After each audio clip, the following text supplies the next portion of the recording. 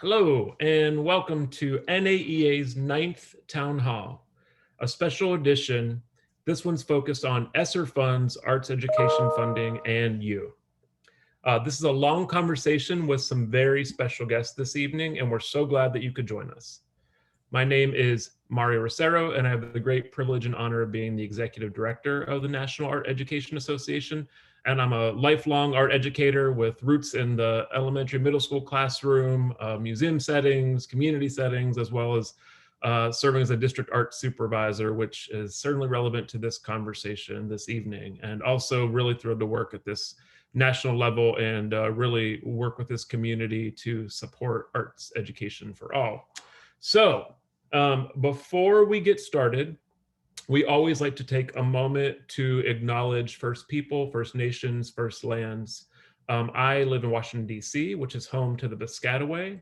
And I want to talk a little bit about why we do this. We recognize the Native people and Native lands because we want to honor them, but also acknowledge that as a people, they were not awarded every opportunity, nor did they have every access to equity, and equity was not always an option. And so we honor them so that we can acknowledge and learn from the past. And we believe that truth and acknowledgement is a great first step towards this. And it certainly applies to what we're experiencing in today's society as well. We also like to acknowledge this unprecedented, uniquely challenging year as a result of the COVID virus, and we really send our good-hearted energy and thanks to everyone who's weathered this past year plus and is still committed and is serving our young people and championing visual art, media arts, design education. So before we get started, please know that closed captioning is an option under live transcript. And we typically recommend looking at speaker view while you are watching the conversations. I would like to talk to you a little bit about why we're doing the town halls. So hopefully you've joined us before. We have a lovely, loyal audience, but we, this past year and a quarter, as we've lived through so many things, NAEA really wanted to be responsive to the needs of our members and our colleagues in the community. And so we designed these town hall conversations to be addressing the topics that were top of mind for our members and really relevant. And the way that we live and breathe the concept of town hall is that folks who register submit their questions around that theme in advance. And then those questions become the actual conversation that we utilize for our guests in this session. So your voices definitely are heard and matter and give us the shape of the conversation that we're about to jump into. We utilize something called a long conversation format, which is really sort of a relay conversation. So we'll start with pairs of individuals. So we'll have person A and person B. A is the interviewer, B is the interviewee. They'll get started. They have 6 minutes on the clock. When they hit the 5-minute mark, if needed, a bell will ring or chime, and that'll be their signal to wrap up. They'll have 1 minute to finish that conversation. Person A exits, person B becomes the interviewer, and person C comes in as the interviewee. It's okay if this doesn't make sense, because as you watch it, it will all make sense and it will work just beautifully, because it always does. And it'll give you unique perspectives, differing perspectives about a similar topic, but looking at it from different vantage points. Please, we always try to leave time at the end for additional Q&A. We often use all of our time, but please keep the chat active. My team, I want to thank Dennis and Krista behind the scenes for help making the magic happen. They are constantly monitoring the chat, and the guest tonight also will be active in the chat. And so we'll be able to address some of the things on the spot. And if not, we'll try to do it at the end. But we're hoping we cover most of the ground that we intend to. We're also streaming on Facebook Live. And just another reminder, speaker view is what we recommend. And remember, closed captioning is under live transcript. So we are now gonna, this is a special town hall where we're gonna start with a presentation, and I'm gonna overview the Esser funding opportunities. And then this will set us up for the remainder of our conversation. Okay, so first of all, Esser, we keep using that phrase. Hopefully you're familiar with it, but if you're not, by the end of this conversation, you should be. The Elementary and Secondary School Emergency Relief Funding. And so we're talking this evening about how it connects to opportunities for visual arts design and media arts education. And this is really unprecedented funding that is distributed nationally to the state level, and then it moves to local education associations, or LEAs.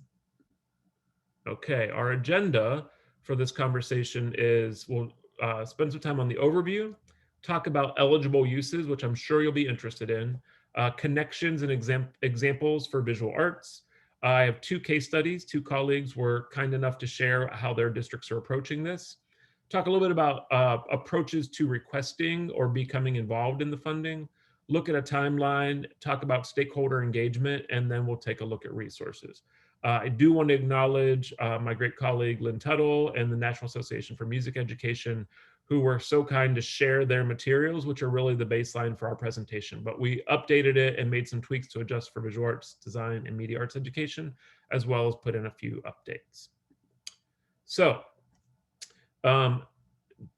we don't need to read this whole letter, but this is just an excerpt. When the funding became available, there was a letter to chief state school officers from the US Department of Education. And so in all of the slides, you'll see that there's more text than I will address, but I bolded the key messages. And the idea is that this will become a resource to those that are watching now or afterwards, and we'll have the PowerPoint will be a PDF that's downloadable.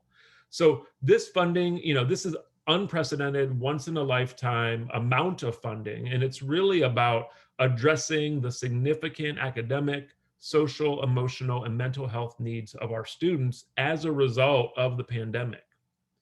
And looking at those impacts on students, we look at how are we addressing instruction that was interrupted? How are we implementing strategies to meet students' social, emotional, mental health, and academic needs, which also includes their artistic needs? How do we offer crucial summer, after school, and other extended learning and enrichment programs? Enrichment's not always my favorite word, but it is an invitation right there for the arts to come in. Support early childhood education, invest in staff capacity. So that's professional development, that's staffing, and avoid devastating layoffs at this critical moment. Ensuring that all students, all capital ALL students, have access to teachers, counselors, and other school personnel to meet their needs. And then this last piece really underscores this equity-driven, sustainable, evidence-based programs, especially for those young people, those learners who are the furthest from the opportunity. So that should get us started down this path. Now, in this overview, you can see that back to March of 2020, we started to see funding dedicated to some education relief. So what we're calling Esser 1 from March 27th, 2020 was about $13.5 billion to support those initial and immediate efforts. And then the second, December of 2020. But what we're really focusing on for this conversation is Esser 3 through, some folks are saying ARP, American Rescue Plan Act. And this is over 122 billion supplemental dollars to support everything that we just listed, to support this recovery, relief, and really this unique opportunity to rethink education. So this is a really significant investment. And like I said, the dollars move from federal to the state, and then state submit plans, but those plans are based off of what the local education authorities or school districts are submitting to address those key issues. So we're going to look at all this information in a few different ways. And just in comparison, each school district that receives Title 1A funding will receive around 8 times their annual allocation through Esser 3. So this just gives you another way to look at the numbers that we just talked about. And I've been speaking from 122 billion up because the numbers play out to different amounts because there's some other categorical details. You'll see 126 here, but 122 billion plus, and unprecedented figures that we're looking at. And once again, you'll have access to all of this. So we're going to spend some time in the upcoming slides to look at, there are 16 allowable types of spending, allowable uses for ESSER funds. And it's so fascinating that there's this very open-ended language around any activity authorized by the Elementary Secondary Education Act of 1965, which really is what has covered, especially public education, through all of our lifetimes. And you can also see that I bolded well-rounded education, which came through ESSA, ESSA policy, and in well-rounded, arts education is called out and named. So as we look at these 16 allowable uses, I am going to spend some time talking through each of them. After you see these 3 slides, you're going to see some examples of how they apply to the arts. What I'd really like everyone to walk away from this conversation knowing is that we are in the middle of a timeline that is moving swiftly, and we want you to be informed, but also be prepared to enter into conversations. If the plans are already submitted, I imagine that there's already space and wiggle room around professional development, around staffing, around technology, that our arts education colleagues, that you can insert yourself into those conversations and partner with colleagues. If you're finishing up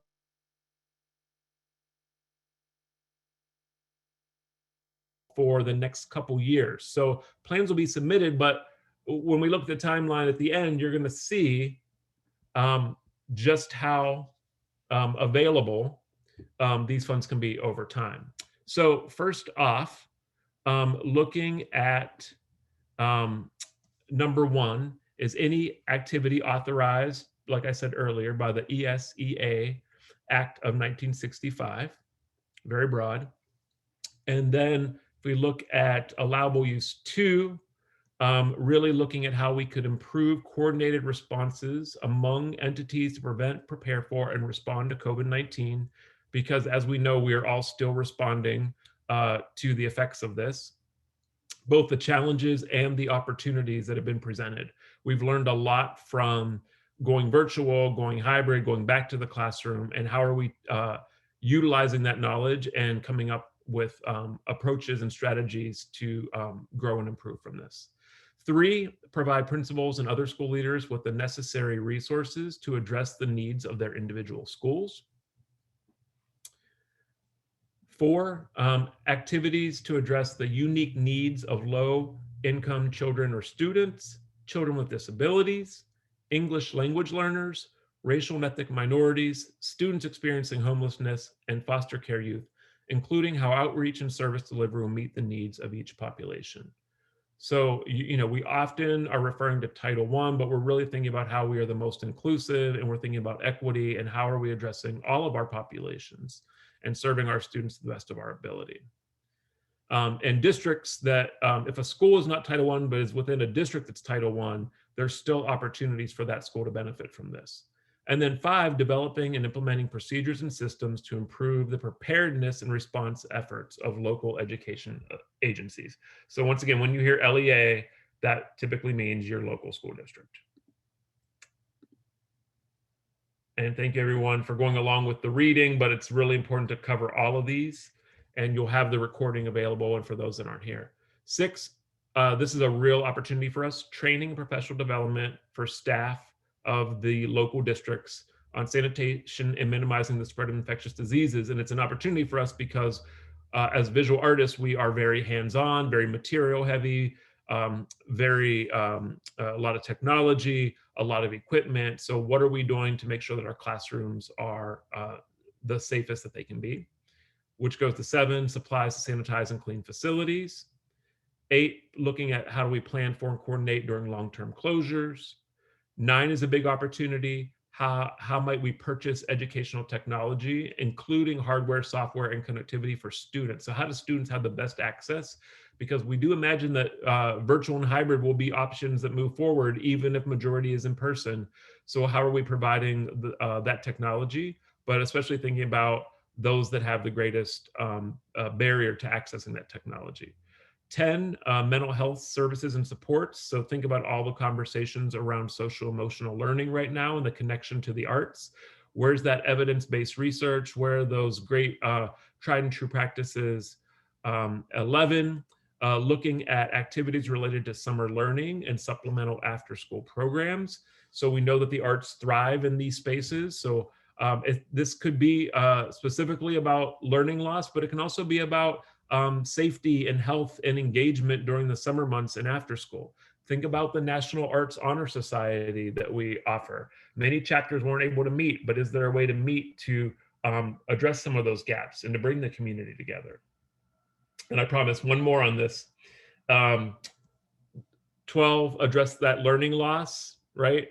How are we doing that for our student populations from this past year? And learning loss is not only in literacy and math, it's across every subject area, especially in the arts. We've been very adaptable. Our folks have been very committed who are classroom practitioners, but we have to admit that there was a loss. So how do we include the arts in plans to address that learning loss?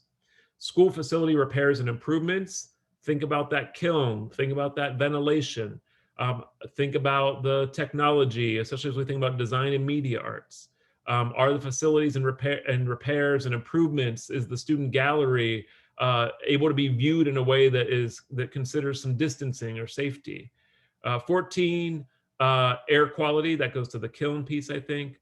15, other activities that are necessary to maintain the operation and continuity of services.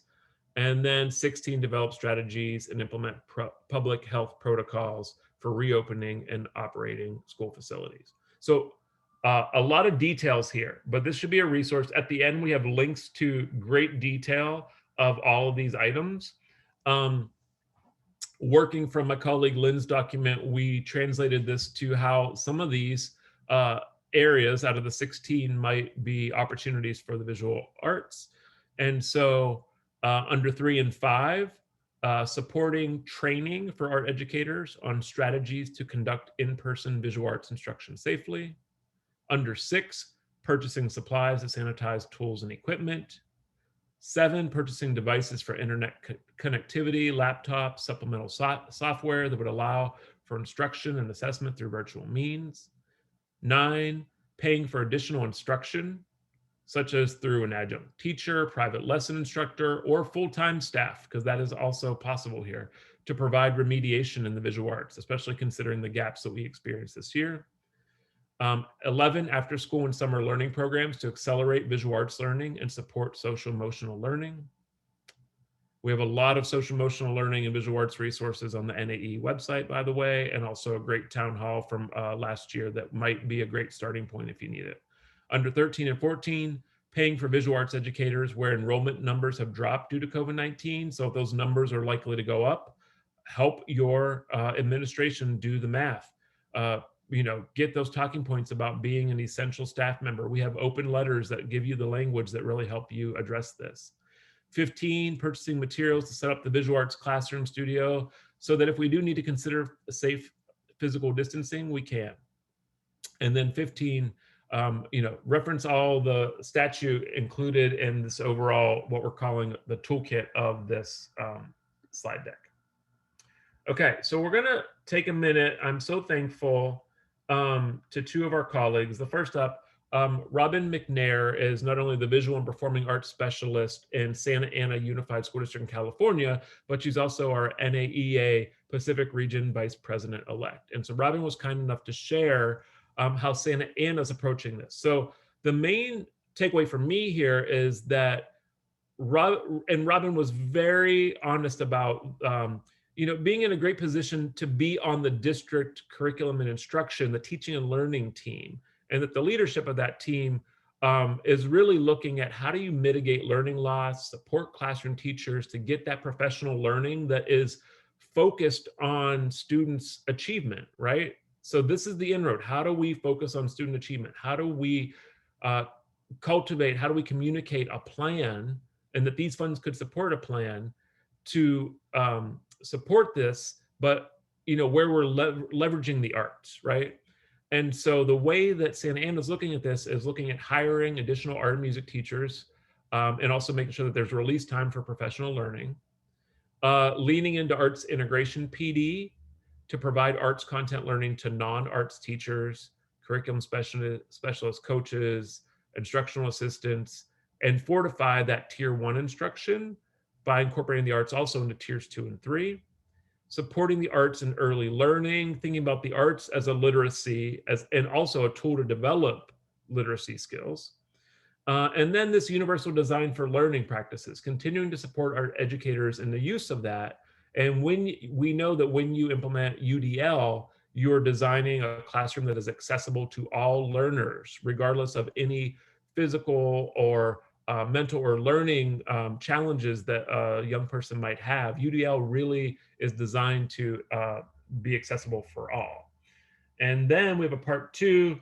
And I think the biggest piece here that I heard from Robin was that recognizing that if you have a district art supervisor and you have a curriculum instruction team that have made plans, that's a privileged position to be in.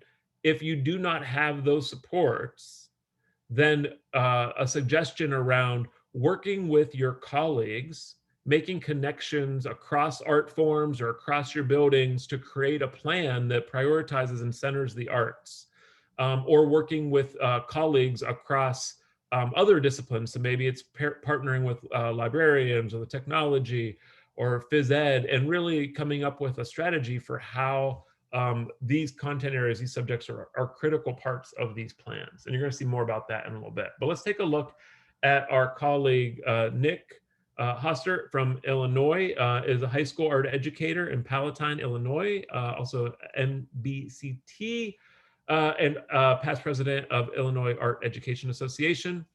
And Nick shared that their plan for the high school is looking at how these funds might provide facility rehab to better direct student traffic and promote health.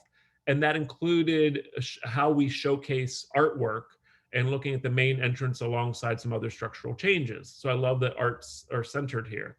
Looking at the purchase of digital learning software and hardware to support digital art students. Purchasing and replenishing art materials. Who sent home art materials or individual student kits to provide opportunities for their students to have access? We may need to replenish those supplies. And then looking at facility upgrades, such as looking at classroom sinks, and how does that help to promote not just health and safety, but good art making strategies. So thanks to Robin and Nick for allowing me to share that. If you're wondering how you might request Esser funds or how to get involved, again, this is moving along. And like I always say, if I wasn't included if I didn't have a seat at the table where the conversation's happening, then you better believe that I'm going to bring my own chair, right? So find a way to connect to colleagues that are parts of these plans, whether they're already moving or they're in the works. And when we look at the timeline again, you're going to see a couple different entry points. So if you're in a large district, you'll have a federal programs manager. That may not be the title, but you'll have someone who's managing those federal asks for those dollars. Find that connection. Administrators, building level principals, assistant principals, school district administrators, you know that they're putting these plans together. Find a way to include the arts voice in that. Maybe it's through parents, maybe it's through board meetings, but you're going to see there's a vetting of plans that happens, which is in the next couple slides. So there's an opportunity during the vetting to include the critical points about the value of visual art design and media arts education. Talk to those curriculum instruction teams. Like we said, Robin had a great piece of advice there. Partner with other art forms or curriculum areas. And if you're told no, this is not a once and done. This is these funds are available for multiple years, for a couple years, and there will be multiple iterations, and there is this public vetting piece that we're going to look at. So this timeline is moving along, but what I emphasized here is looking at this September 30, 2022. So that's not this school year, that's next school year, is that last date that the state or local education agency can obligate funds. Now, if you understand obligation, obligate funds means it's committed to a specific program or project, right? It's dedicated. That doesn't mean that it's spent. So they need to be planned for and obligated, but you may have the entire school year to spend them. So this is why this stretches a little bit more over time. In terms of the stakeholder input, which I really love this piece. So there's lots of links here. There's more on the final slide. But what you need to know is that there is a state vetting for stakeholder engagement of these plans, right? They must also provide the public with the opportunity to provide input on there are all these P's in this sentence, to provide input on the plan and take that input into account. And similarly, there's one for the local education agency. Engage in consultation with stakeholders, provide an opportunity for public input and take that input into account. Galvanize the arts supportive, get those parents, get those young people, get your colleagues to be part of this vetting and stakeholder engagement. All right, you will see there is at least a half a dozen opportunities for more information. So these are all direct links. They are in the PDF version, so you can find lots of more detail here to understand this better. If you scan with your phone this QR code right now, if you just pull up your camera, put it on that QR code, and it will open up the PDF automatically. And then before I close out the presentation, just wanted to highlight that we did an earlier town hall on the arts, our education, which is a national campaign. It's really storytelling and advocacy to support all art forms and talk about this unprecedented opportunity ahead of us for the forthcoming 21-22 school year. That's the link, but the components of that are around a pledge that the community can sign as individuals, your district can sign. There's a resolution, art supportive resolution your board can pass. We ask community members, organizations to get behind that pledge, but also a letter to your state representative. So we bring this up because it's nice to partner the Esser conversation with making a case for continued arts investment. So my friends and colleagues, I appreciate you giving me the opportunity to take that much time on this topic, but we wanted to give you really fertile ground to understand these opportunities. So I'm going to invite my fellow guests to turn their cameras on. Great. So here's our experts that are joining us. And I know a few folks would like to have that QR code again, and I can promise that you will see it again at the end of this conversation. As I segue here, it's my pleasure now to welcome our first guest, Eileen Ma. She is the director at the Penn Hill Group in Washington, D.C., and has really been a great policy expert who's helped me to grow my understanding of this opportunity. And Eileen, I'm so glad that you made time to join us this evening. Thank you so much, Mario. I'm so glad to be here with you all tonight. So we're just going to jump right in because we have lots of questions. So Yvette from Maryland wants to know, how will I know if my school qualifies for these funds? Thanks, Mario, and thanks, Yvette, for the question. So if your school is a public K-12 school, it qualifies for ARP Esser funds, full stop. I'm really glad that, it's great news on that front. So from that, you might wonder, how much funding exactly your school will receive and when your school might receive these funds. So going back to that state level, to a lot of what Mario just mentioned, so 2/3 of these funds, ARP Esser funds, have already been released from the federal government to states, and that's based on Title I allocations. The remainder is expected to be released shortly after states submit their plans, which is on June 7. So states and districts can already begin to estimate allocations of how much they will likely receive. And when we look at the local level too, so local educational agencies do need to apply to states for these funds. And so with that June 7th state application deadline coming up soon, it's very likely that some states might either release application forms or they might simply have a list of what plans should include. Not all states will, necessarily have a form. But, in short, this is overall a great opportunity and an excellent time to engage at the state level, but the local level in particular. So, it's a great time to make the case for your program's offerings and strengths for, the strengths of arts approaches and arts education. And if, to the extent that you can connect the dots between what your district, between what your state's priorities are when it comes to the American Rescue Plan, this is a fantastic time to be engaging in conversations on this front. And as Mario outlined too, not only is there's wide discretion as to the use of these funds, but also there's so many inroads for the arts and the visual arts as well in supporting, students' social and emotional and academic needs. Excellent. Thank you so much, Eileen. So I'm gonna combine a couple questions here. So I think you can handle it. So Diane from Pennsylvania and then colleague Yen Zhu are curious if private and independent schools can apply for these funds. And then the second part is Katrina from New Mexico wanted to know how does this relate to educators working within the nonprofit space, such as museum education? So, how are those funds available to, I guess it's non-public school entities and individuals? Yeah, that's a great question. Thanks, Mario. So, and on private schools, on non-public schools, there has been a little bit of confusion, so really appreciate the question. So for previous rounds of Esser funding, and I'm going to call it 1 and 2, but essentially funding that came under the CARES Act and CRRSSA, which I'm not even going to try to pronounce. But essentially under those, there was for nonprofit private schools, equitable services. So basically, under prior rounds of ESSER funding, nonprofit private schools were eligible to receive ESSER benefits if they were located within a district that received ESSER funding.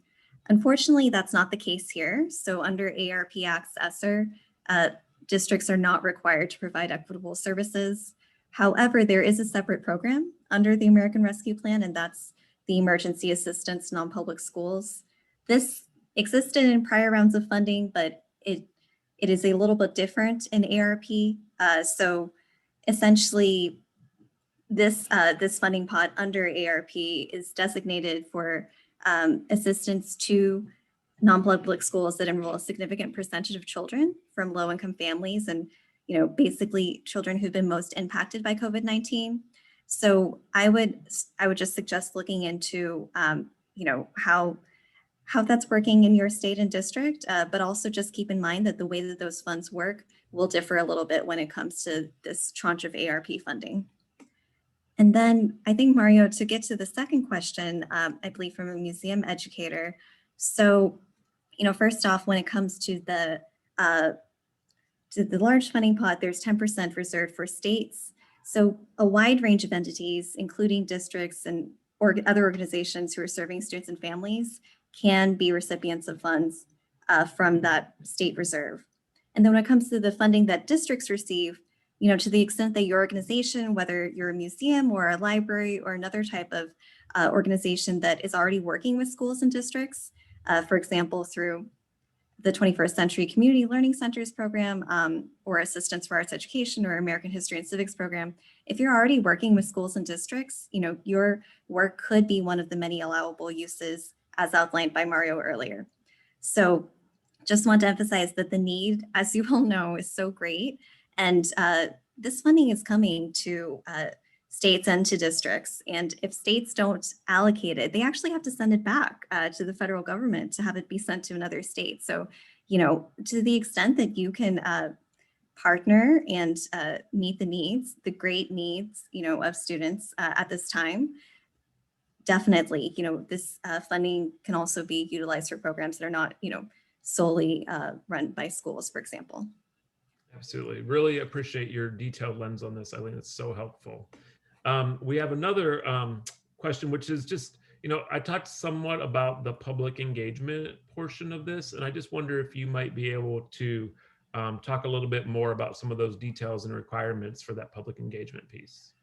Happy to, Mario. So essentially on the, as far as state plans, the plans that states have to put together, as well as the plans that local education agencies have to put together, essentially public engagement is required as a part of everything here. So, it's a really, really good opportunity to engage, but also just know too that as you engage, states literally have to, they have to document what feedback they received. They have to document how that feedback was incorporated or not. There will be receipts on this. So, so this is, I think it goes a little bit beyond just it's posted on the website.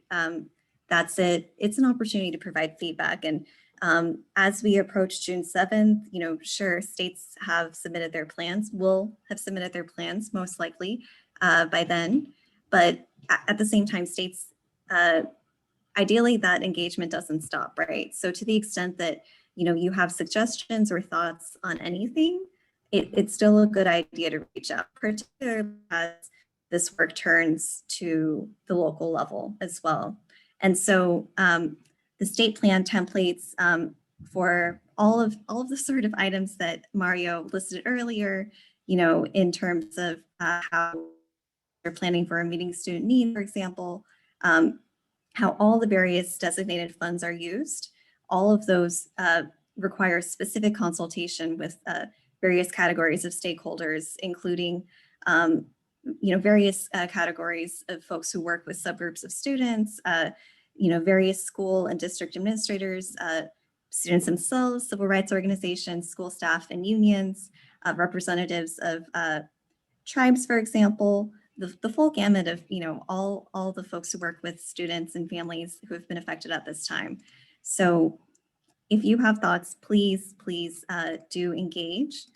And I guess I should also mention too that a part of this, a part of the public comment that is being sought is specifically around plans for reopening, which, in most places is, moving forward full steam ahead. That part of it is largely to do with ensuring that new CDC recommendations are adopted in reopening plans. Absolutely. Thank you so much. And I'm mindful of our time, but we're going to get in our closing question, which for our town hall regulars, we've changed a little bit for this conversation. So Eileen, what do you think is the most important thing that our audience can know about Esser funds from your perspective? Yeah, I think just want to underscore that, this is a huge amount of money. It's 122 billion, not million. It's, as Mario said, roughly 8 times the amount of Title I funding the districts usually receive. So it's an unprecedented amount of federal dollars going down, 90% of it going down to the school district level. So it's a huge opportunity to leverage this funding to recover from the pandemic and help students, recover from learning loss and also recover just socially and emotionally. And it's an excellent opportunity to do what so many in the field have been referring to as this hard reset. So just really encourage you to work with your state or local school district to not just build back what was already there, but also build towards, maybe not, it doesn't have to be something that's done before, right? But it's what we know is possible, which is ensuring equitable access to arts education for all students, especially when it comes to low-income students and students of color. 100%. Thank you so much for the conversation. Thank you, Mario. So next up, I'd like to continue the conversation and welcome Chris Gradowski, who is a middle-level art and design educator, as well as an Illinois Art Education Association board member. Welcome to the conversation, Chris. Thank you, Eileen. I'm happy to join in. So let's dive into these great questions we've received. Marilyn from Georgia asks, arts education administrators aren't used to getting money through Title I. How can they work with the folks who control the money? That's a great question, and thank you, Marilyn, for it.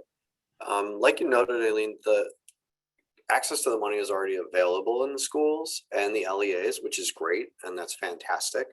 But I think for teachers and arts administrators, working with those that control the money requires a very clear articulation of what art education can do to meet the larger needs of the school. So as you mentioned, connecting the dots in a way that addresses the priorities that Mario outlined. So in a lot of ways, it means reframing what we've already do as part of a marketing campaign. So I'm advocating, I think in this answer to Marilyn, that a really focused curriculum can market the value that you give to the school and maybe gain a commitment for the use of those funds. So I'm thinking of like the eligible uses, 3 jump out, right? And Mario mentioned these, but eligible use 10, where we're thinking about high quality lessons that show SEL benefits, or eligible use 4 when we're thinking about the unique needs of learners and people that were underrepresented. So then we have a case of kind of stepping in with culturally responsive instruction. And then my third kind of contribution to this is eligible use 12, where again, piggybacking, where we think about those arts integrated lessons and how we can kind of support any gap that emerged over the last year and a half. Thanks so much, Chris. So the next question is from Jenny from Maine, who's asking, how can ESSER funds be utilized for visual and performing arts that will make an impact on student engagement and attendance? So thanks, Jenny. And I like this question because I think there's a long history of research that makes advocating for the role of student engagement and their attendance, it's a very light lift. I mentioned in the chat to someone who raised a question, the Arts Ed search from the AEP is a great resource, but the most known is probably the Catterall study that shows that kids show up and do better with art and design education, regardless of the zip code that their school is in or the amount of wealth that their local district has. In my statewide role with IEA, I've heard some anecdotes that have been very helpful regarding kids showing up for their classes during the spring shutdown for their art classes, but not their other classes. And I know in my own experience, I was still getting 85%, 90% attendance in May when some of my colleagues weren't. So it ends up being this touch point for them in the virtual world. And if we're going to try to reinstate school, then we need a really vibrant culture that is an arts culture, because the kids are wanting to show up and attend for that either way. Thanks so much, Chris. I think, all of us have been students. I think we can relate to that on some level. And I also want to highlight for folks who might not be able to see it visually, you have some wonderful examples of student work behind you. So that really brings it to life for me. So I think, in closing, I have a question for you as to what you think is the most important thing our audience can know about ESSER funds from your perspective. So I think whether it's you're advocating for a student opportunity or if it's a state association or a larger entity, I think it's that crystal clear articulation of how the learning impacts students in ways that reflect the LEA's values, right? Because you have to sell this essentially because you're asking for money. So I think the big drivers are the social emotional benefits, which again is eligible use 10, the training for culturally responsive instruction, which is 4 and much needed. And then I think, thinking about those learning gaps, and there's so much that art and design educators do naturally that integrates with all 3 of those, that the challenge isn't to have platitudes or be excited, because as you pointed out, it's not $1 million, we're talking about billions of dollars. But to still drill down and be laser focused about, well, how do we meet those community priorities, the ESSER priorities, and put all of this into words and then make the sale. Yeah, that's really helpful, Chris. And I'm sure folks might have some more, specific questions or comments on that front, but thank you so much for your time. Well, thank you, and thanks to our questioners. So I'm going to keep our conversation moving, and I'm pleased to introduce Deborah Lugo, the Executive Director of the the Executive Director at Arts Connect Houston. So hi, Deborah, it's great to see you again, and welcome to the conversation.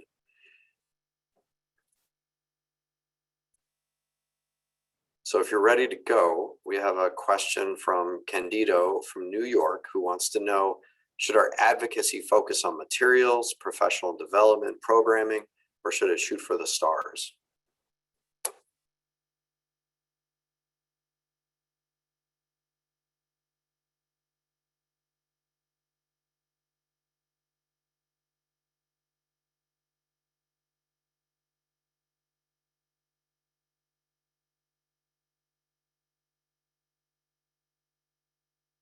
Deborah, can we hear you?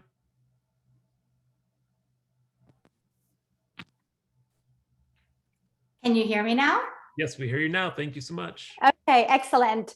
Well, I was just sharing for Candida that I believe that he should be shooting for the stars, for him to think about what his North Star is. We are, as Eileen shared, at a critical juncture for a hard reset in education. As one of our colleagues shared today, a reimagining of what education can be. And the arts, as you know, are the perfect tool for this reset in supporting student learning and well-being. Some questions that I would recommend for you to consider are, what are the specific big goals that you have for your students? How can these goals support equity? How can these goals support not only your classroom, but your school? And how really they support also what your principal is thinking about at this moment. I will build that case first, and then add the materials, the professional development, the technology, etc., to that. This way, as you work on presenting your plan to leadership, it is important, as Chris mentioned, to position the advocacy in ways that also supports their broader goals. I, of course, understand that we have many needs and they can be added to your plan. However, advocating for your North Star in a way that is compelling to leadership might get you actually a little bit more than what you were hoping for. So I'd like for you to think that Esser dollars, although a huge amount, are not only about funding, but more about making the case that the arts are education and essential in the recovery. That's a powerful metaphor with the North Star, and I think it's great it has incredible legs because you can then think about, well, it's the direction and the map that we need to follow. The next question for you, Deborah, comes from Sarah in Florida, who asks, who gets to decide on how the Esser money is used? That's also a great question. My understanding, Sarah, is that the decision-making is different by district. So I would recommend for you to follow up with your district staff that handles federal dollars locally. As an example, though, here in Houston, I work with the Houston ISD, and it was all district administrators that did all the submissions. Those were then sent out to district employees who responded in survey form to all those proposals. I also would like to add, we were talking about community input.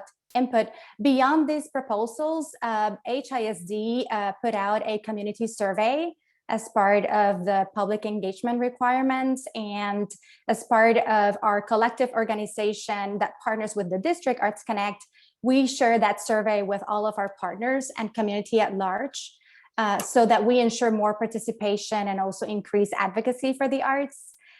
So we don't know the outcome yet, but we are really hoping that through this kind of community advocacy, that the arts can be lifted really as one of the key priorities for our district here in Houston.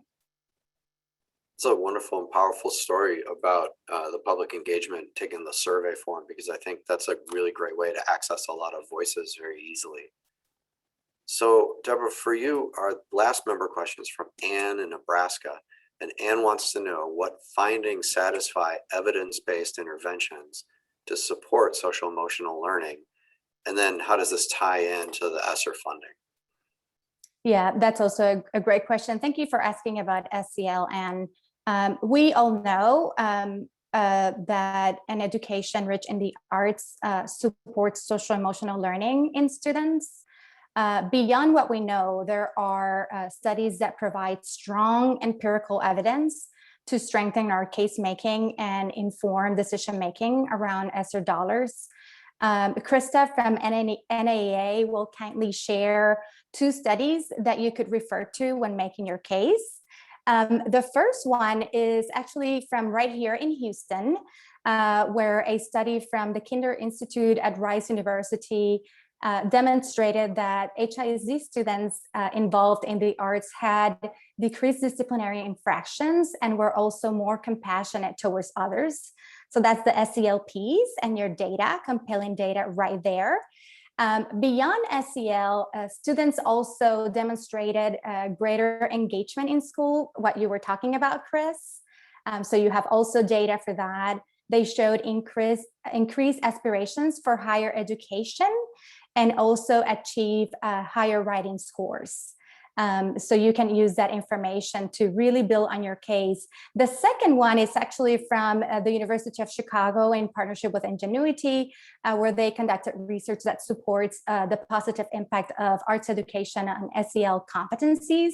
And that one talks about self-management, self-discipline, interpersonal skills, as well as self-expression. Mario shared earlier the eligibility of the funds and what the law says. Of course, I think is number 6, where mental health and services and supports really falls within, which would actually cover SEL. So I would really encourage you to use these studies and others. The Catterall, for example, would be another one when making your case. So I would feel bad for the person holding the checkbook and having to say, no, I don't want more compassionate students. We're going to put our money somewhere else. There you go. So the last question for you, Deborah, is a closing question. So what do you think is the most important thing that everyone that's attending this event should know about ESSER funds from your point of view?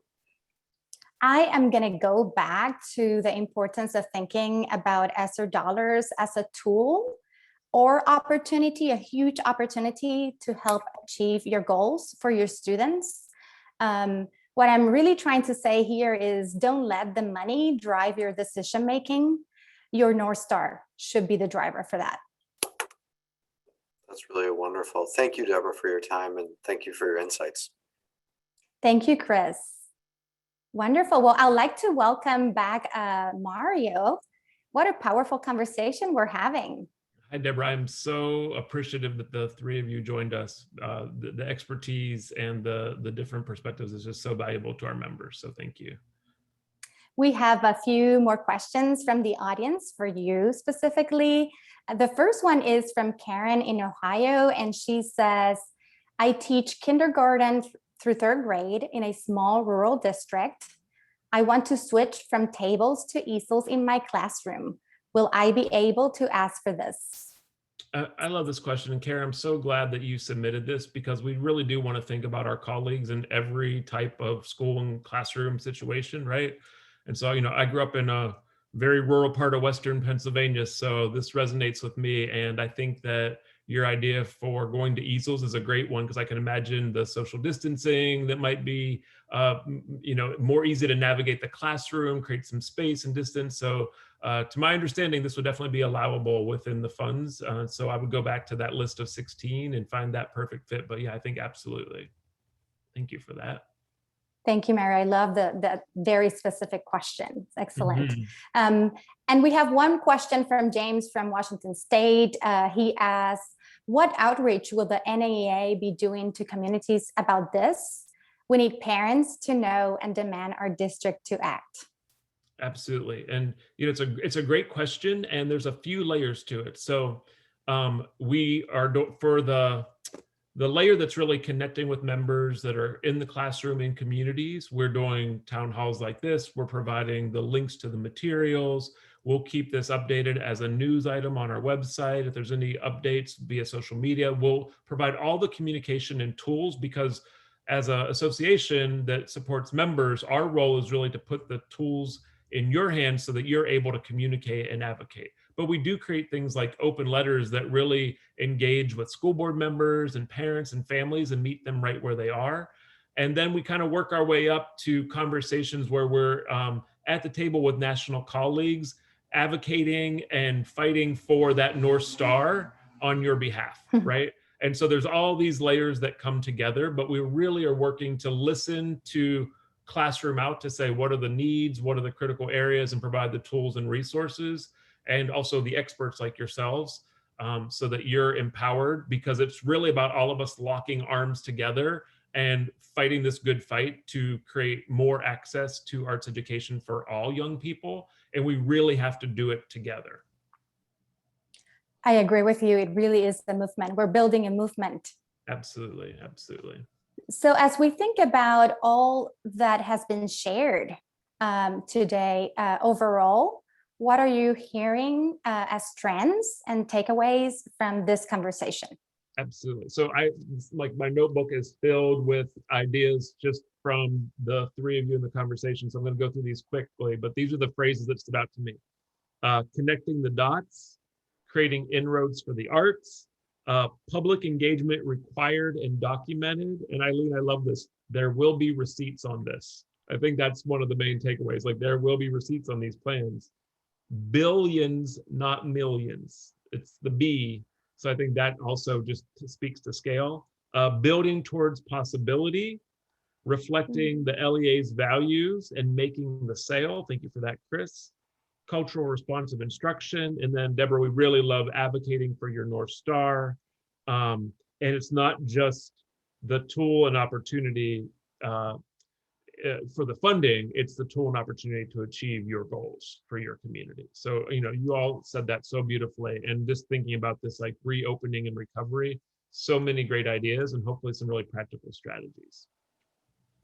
I'll close with the question that we've all answered, that closing question. What do you think is the most important thing that our audience can know about Esser funds from your perspective? I think the most important thing to know is to be fearless, and I need to ask you to step out of your comfort zone and to be bold with your conversations, your asks, and your work with your school community to really make sure that the arts are loud. We're turning up the volume and that they are included. And find, wherever you are in that timeline, find your entry point and make sure the arts are heard and included. And I think if we're all taking those steps to maybe be even, 1 decibel louder, one more step forward than we are right now, I think we can really start to make a difference. And also sharing our good stories, right? Because the opportunity it's like, without a doubt, the opportunity for the arts is there. It is crystal clear. It's just about ensuring that our voices are at the table and borrowing good examples of those that have been successful and standing on their shoulders to make the case to our communities. Thank you, Mario. So good to talk to you. Thank you, Deborah. You as well. So I might just go a couple minutes over, but I promise I'll be quick. First of all, I want to thank and acknowledge our panelists. So thank you to Eileen and Chris and Deborah for sharing their time, their expertise, their wisdom, and their passion for arts education. Thank you, my friends. I really appreciate it. I also want to acknowledge any NAEA board members that have joined us to support this effort. I do need to do a shout out to Robin Mcnair and Nick Hostert for giving us our case studies that we utilized tonight. And I saw that Rebecca Stone-Danahy was in the audience, and Rebecca really pushed me to make sure that we were providing guidance on this topic. So Rebecca, you have my gratefulness and appreciation for pushing us on this. We were really active in the chat, so hopefully address most of the questions. So I'm going to go ahead and go to our closeout slides, and that'll bring us back to that QR code that I know folks were looking for the deck. So here we go. So for tonight's handout, this will also be on our NAEA Town Hall website. But you can get the deck with all of the active links at that QR code. And please know that this town hall recording will be available in a couple days on our town hall website. And so you can rewatch this, utilize experts. Please share this. This is a tool for all of us to use and share. Thank you.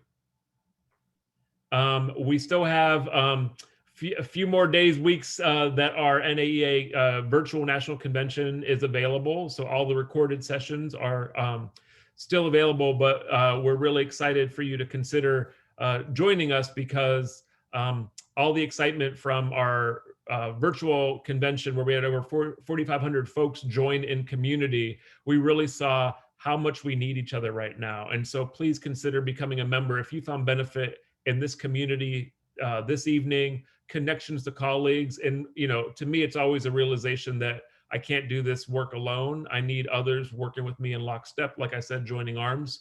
So please consider joining us, because when we're in this together, we can go even further. Upcoming town hall. So just next week on Tuesday, we're doing sort of the final one of the school year, focusing on the art educator as artists, taking a little bit of a step back and really appreciating, enjoying how we are all art makers and creative problem solvers ourselves. We're going to talk to some really fantastic folks about some ideas to maybe rejuvenate your art making over the summer. So please consider joining us. And we have one more webinar for the year, which is visual note taking. So Nikki's going to take us on a really great journey. We have over 300 folks signed up for this, so it's very popular. Please consider joining.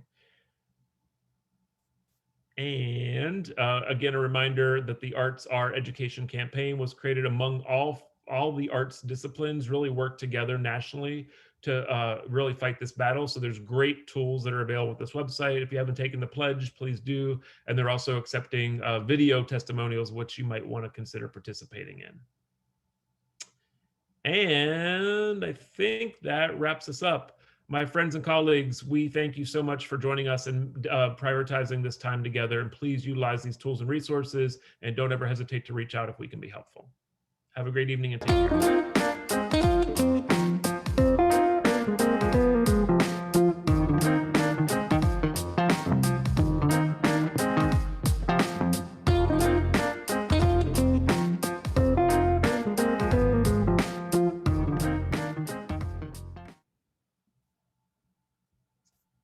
All right, friends. Awesome. Thank you.